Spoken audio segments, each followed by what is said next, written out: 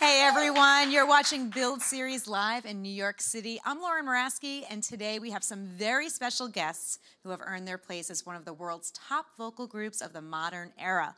The foursome have sold more than 2.5 million albums, earned 27 platinum awards, and scored 5 top 10 hits worldwide. They've become known around the world for their distinctive harmonies and residency headliners at the Venetian in Las Vegas. I'm excited to have Human Nature join me up here in just a bit, but before they do, check out this clip.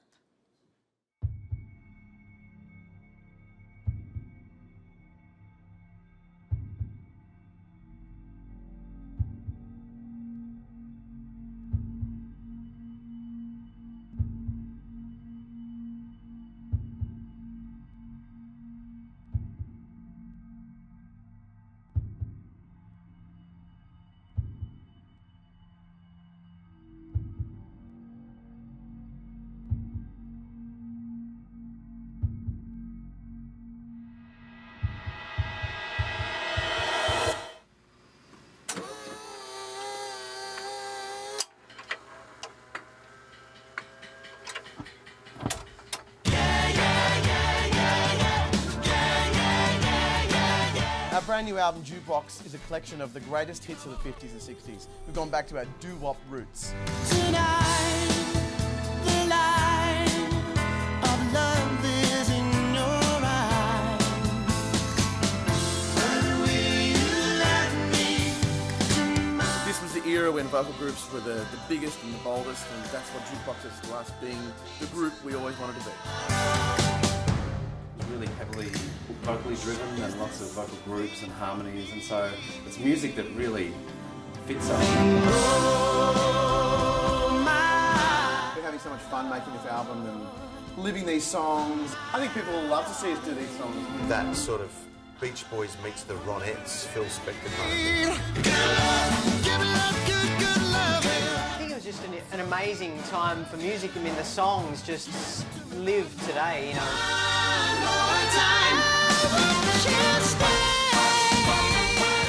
This album is actually more than just another Human Nature album. We're actually going back to our roots, particularly with the song Earth Angel. It was the first song we ever recorded as a group. Angel, the one I adore.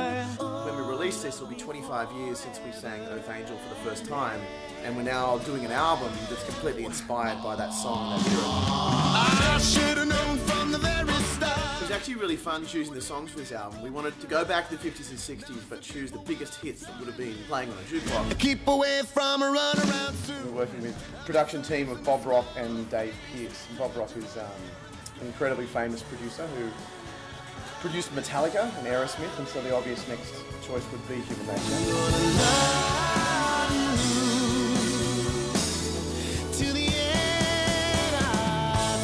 Bob said, I think you guys should put an original song on the album. So I actually wrote a song called End of Days. It's such a thrill to have our own song alongside these classics and part of our own jukebox.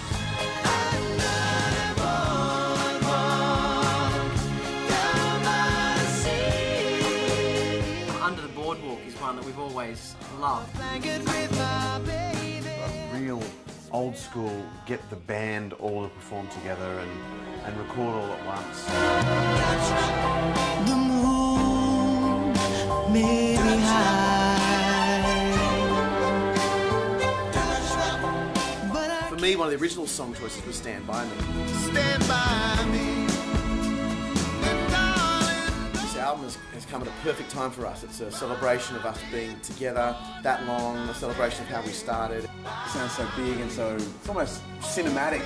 I guess it's that romantic vision of the 50s and 60s. We wanted to record this album just to have a chance to approach some of those classic songs. I think it's just the perfect record to make at this point in our career.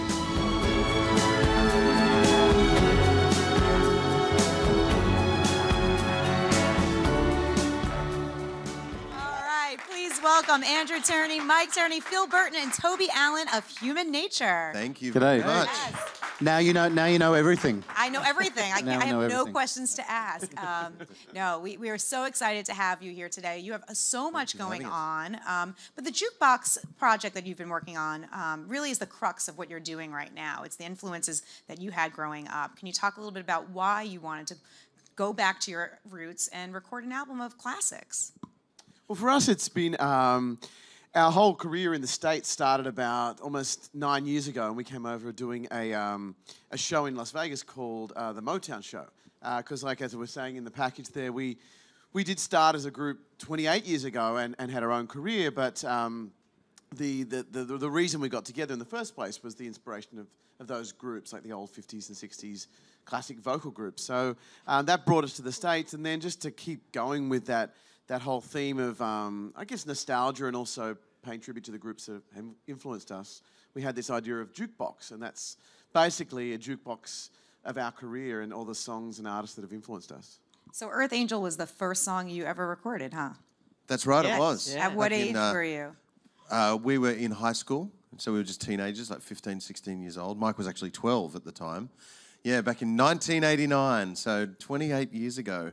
It was an end-of-year schools concert, and they asked for, it was like from around the region, and they asked people to, audition acts to be in that concert. And Andrew actually had the idea of putting together a doo-wop group, which I think he was influenced by the movie Peggy Sue Got Married, that Nicolas Cage was in a doo-wop group. And he'd seen Back to the Future as well, where they did Earth Angel. So that was the first song we ever sang together. Andrew arranged it as a 4-part doo-wop arrangement, and yeah, it was great. Amazing. I love the Back to the Future reference because it's like whenever I hear Earth Angel, I can't separate it from the movie, right? That's right. We actually did a show the other night in Vegas, and the guy who played Marvin Berry, Chuck Berry's brother, cousin, or he was in the showroom. So when we sang Earth Angel and told that story, it was kind of cool that he asked him to say one of the lines from the show. He got it. Exactly. Cool. Well, it's a type of music. I mean, no matter what era that you grew up in, you feel something when you hear these songs. Do you whether you were born then? I grew up on this music. Is that what you hear from a lot of your fans when you go out and talk to them? Yeah. Yeah, we get a whole mix. I mean, we get people who were enjoying this music when it first came out. Some of the older people in our crowd, but also, people like our generation. We learnt these songs basically through the movies. Yeah. A lot of movies were sort of the first places we would hear them, and so that there is and then there's younger kids who have never really heard them before, and we often have people coming up saying, "Oh, I love your new song." Under the boardwalk, or having no sort of memory of the history of these songs. And it is music that just still lives so well today. And, that's what we love about doing it, is bringing an energy to it and, our own sound, because there are some songs that, we love bringing our harmonies to songs and changing them up where we can, but still being respectful to them. So it's really great to see that whole diversity of people enjoying it over again or finding it for the first time. What is that process like when you get into the studio or wherever and you decide, okay, we're going to record under the boardwalk, but we have to make it our own and also respect it? I mean, how does that work for you all? Well, with this record, we kind of went and really demoed our versions of these songs, and to see which songs would kind of suit our voices, and how we could, if we could, bring justice to a version of the song. And so we just kind of demoed each song, and the ones that kind of sounded the best, kind of ended up there was a few that made the cutting room floor that we just didn't think we could do. So, but it was a really great process, because we worked with some fantastic producers with it, and it was just we're so proud of how it sounds. And you've been playing it live in Vegas, and you're going out on tour as well. So how are they going over live when you play them in Vegas? It's fantastic, actually. We're blessed to be able to make a record to kind of define what our show is going to be sound like. So, like Mike was saying, we actually find our way into the songs through the record, and then we bring it to life on stage. But it's every night is great. It's kind of a lot of fun. Just seeing people, how they react to the songs. We're actually playing B.B. King's tonight as well, which is going to be kind of, shall I say, down and dirty and not disrespect the venue, but it's going to be down and dirty. Yes, all right. There's going to be New fun York up City. there. And then just going all around the country and playing these songs. It's, like you say, there's songs everybody knows, but it's nice to bring them back and bring people back to these incredible, it was really the birth of pop songwriting back in the 50s and 60s, so it's cool. You're all from Australia. What was the transition like, growing up in Australia, starting in high school, and then sort of making your way around, to the United States and really around the world? Yeah, well, it took us a while to, when we first started our career, after about 5 or 6 years, we got ourselves a record deal with Sony Music, and we actually were lucky enough that one of the first things we ever did was tour with 2 incredibly major acts, which was Celine Dion and Michael Jackson. We got to tour around Australia with them, and that also took us over to Europe, and we toured Europe with both of those. So the learning curve for us when it came to that sort of thing was just huge. Just getting able to watch these 2 superstars every night and what they did to hold a crowd and to entertain an audience is something that we've really held even now. We're 20 years away from that now, but we still, those lessons we learned are still so powerful. So for us, I think we had a bit of confidence when we first came over to Las Vegas, which is 9 years ago now. There was a worry at the time we were doing a Motown show, and we thought to ourselves, okay, how are Americans going to take 4 white Australians singing Motown music? Right. But I suppose, in the back of our minds, we had that confidence. So we knew that we were doing the songs justice, and we were doing, what we felt were pretty good versions of the song. And that did come across, and people sort of really appreciated, I guess, the respect that we were doing, and also that our work ethic as well, that we really try to put on the best show we possibly can anytime we hit the stage. And we do 5 nights a week in Las Vegas, but we still carry that into every show, that it's very, very important to make sure we're doing our best and doing a great show for the audience. What's it like to live in Vegas? I mean, 4 guys from Australia.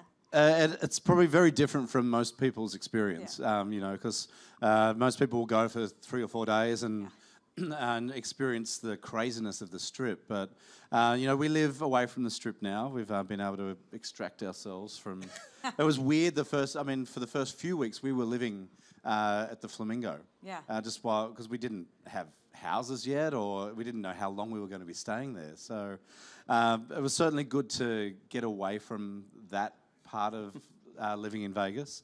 And there's a lot to offer around outside the Strip, and I think we've been there a long time now. We definitely feel like locals, and it's. We're not locals yet. 10 years is the local. Oh, really? One more year, and you're official. Close. We're close. But yeah, certainly those first few months we didn't know whether we were going to be staying or going. So, but then word of mouth spread on the show that people just loved it, and it's we still get people coming back time and time again. There's actually one girl from DC who's been 160 times. Wow, that's incredible. Yeah, that's amazing. Yes, it is. I mean, Vegas is fun, so it sounds like you're having a good time there. But you're also from Australia. Do you ever get back? Do you still have roots there? Definitely. I mean, that's where we started, and that's, I guess, our beginning. In the 90s, we had a few of our own records. We were probably Australia's biggest boy band in the 90s. Yeah. There you go. You can look that up on YouTube and find some clips there. And so we have a great fan base of people that still love to come out and see us perform. And so we go back and still do tours back in Australia. And, it's interesting living away and then going back. You kind of see, well, particularly we're Sydney boys, but we go back, you see your hometown like a tourist. So you get to enjoy it in a different way. So it's... But we still love going back to Australia. It's a beautiful place. I was actually going to ask you about the boy band thing, because I know you guys had started out as a boy band, because that you read about it in your bio, et cetera. But what was it like, coming out on the scene and being like, okay, we're a boy band. Obviously now you're older and you've evolved, but what was that transition like? First thing and then the transition. Well, we actually wish people would call us a boy band now. Yeah, we can. Yeah, for the we're a sake bit of this older interview. now, so call us boys. That's cool. No, but it was actually, when we were back in the 90s, we kind of fought against people calling us a boy band, because at that time, there was, we were touring around Europe, and it seemed like every corner you turned, there was a new boy band who'd just been put together the day before.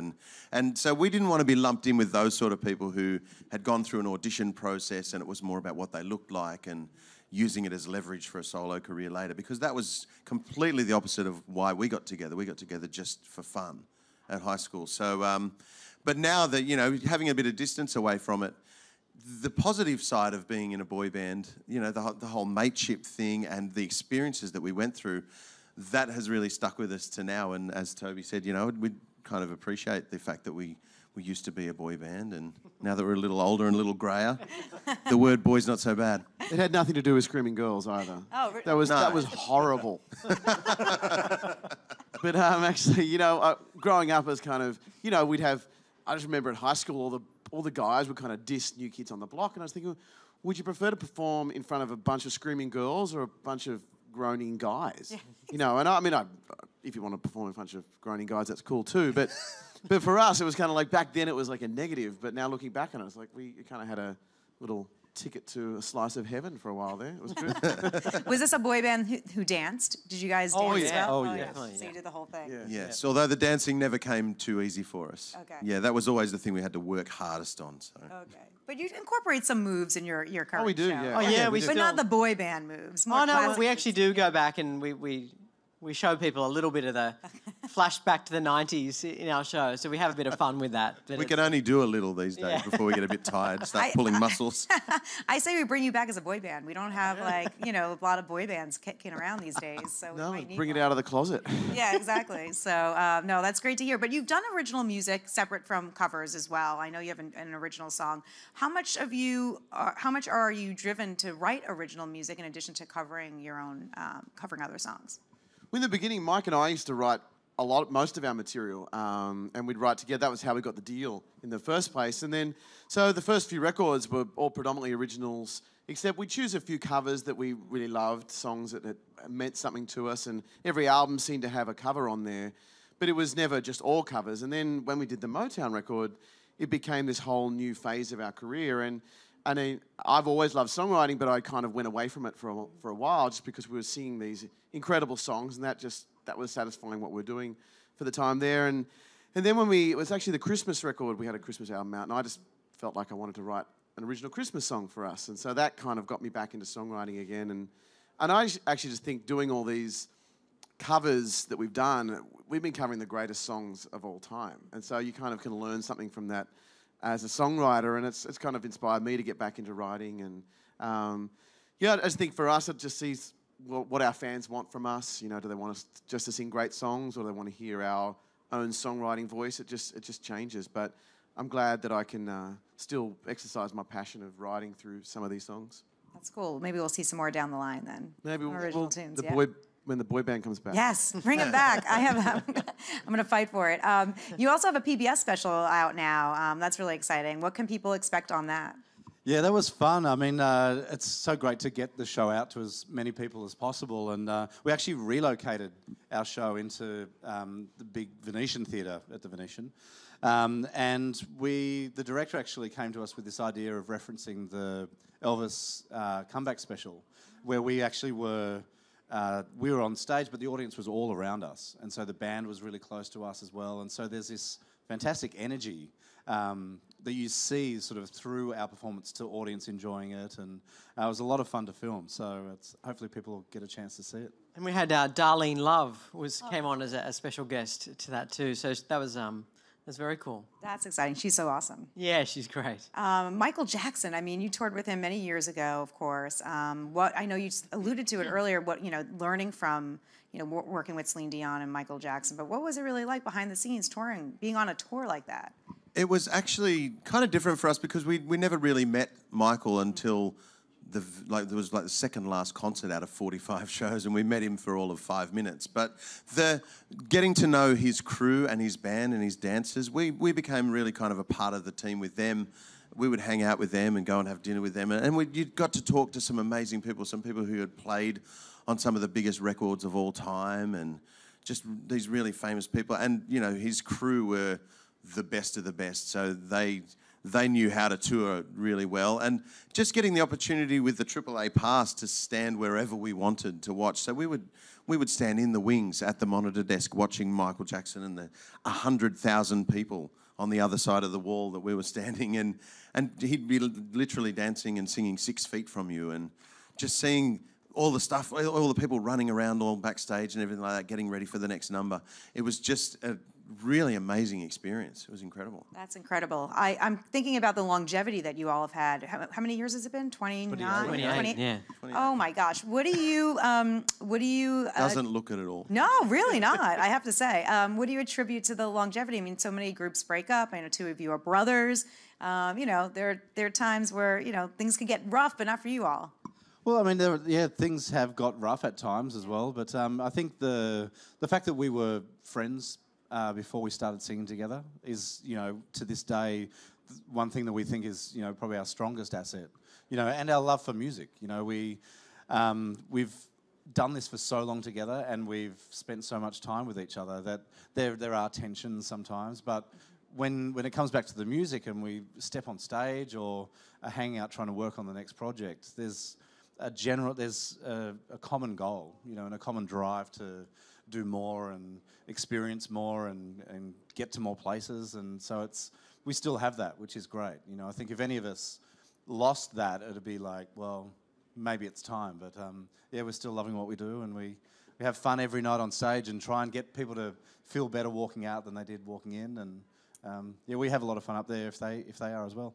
Do you have any show rituals that you do?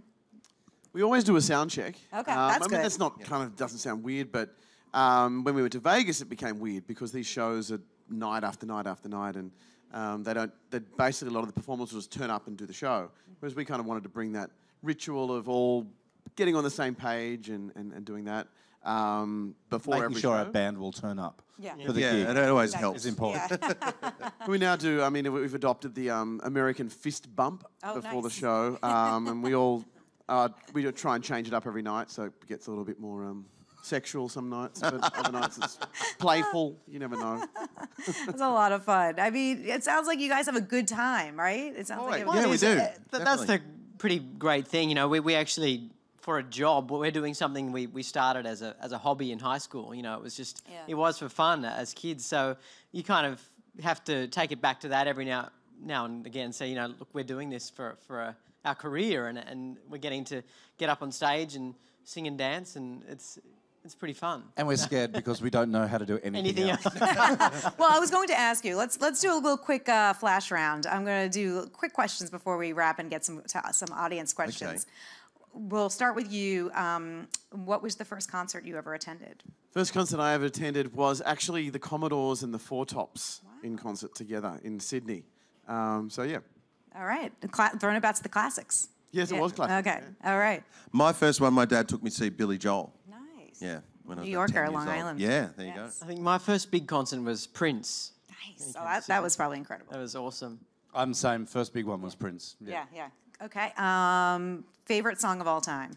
Ooh, favourite song of all time. Wow. I'm going to go Stand By Me. I think it's one of the greatest. And it was a song that actually inspired the whole jukebox kind of journey for us. So, yep.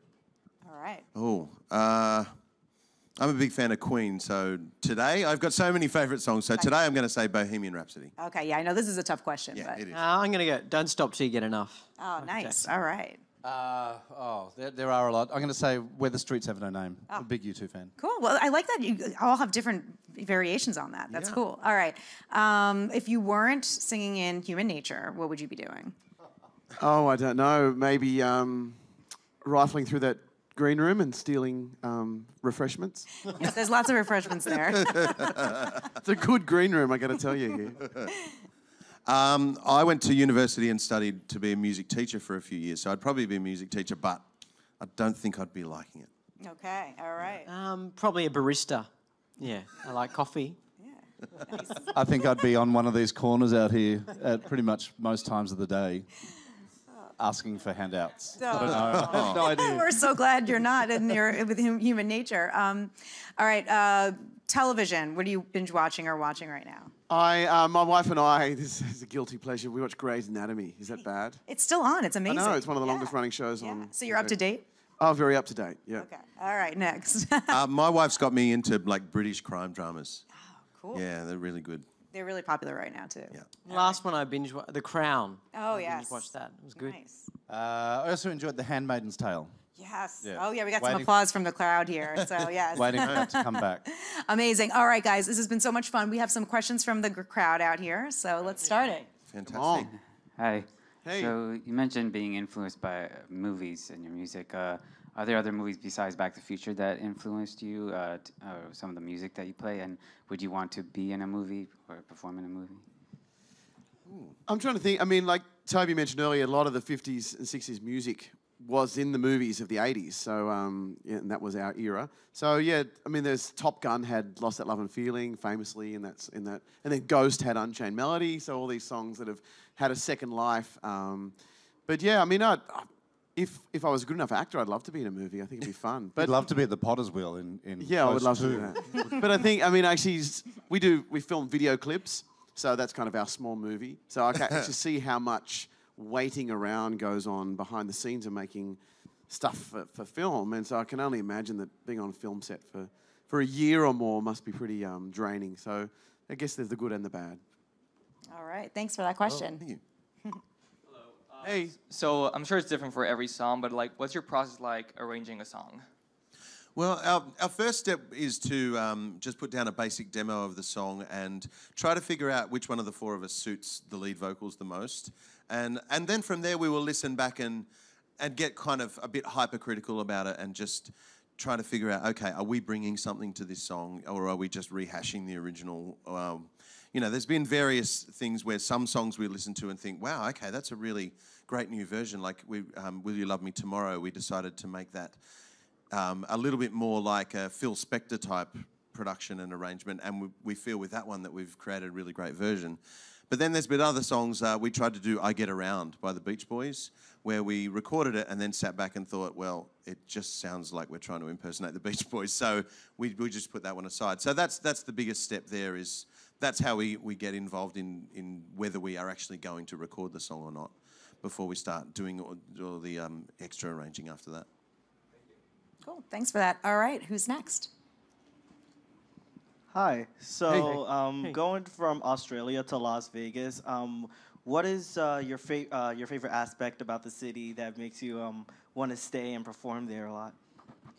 I think the great thing about Las Vegas is it's such a, well, particularly for entertainment, it's just a hub of some of the greatest entertainment in the world is right there. And I guess for us, we'd always toured around and done tours in Australia. We'd go out for a few months and then around the country do shows. But in Vegas, we're kind of doing our show and we go home at night, which is a great, you get the best of both worlds where you get to have the family life, but you're still doing shows every night as well. So it's pretty amazing. I guess similar to how Broadway, there's just something happening every single night of the week. So it's Vegas is really cool like that.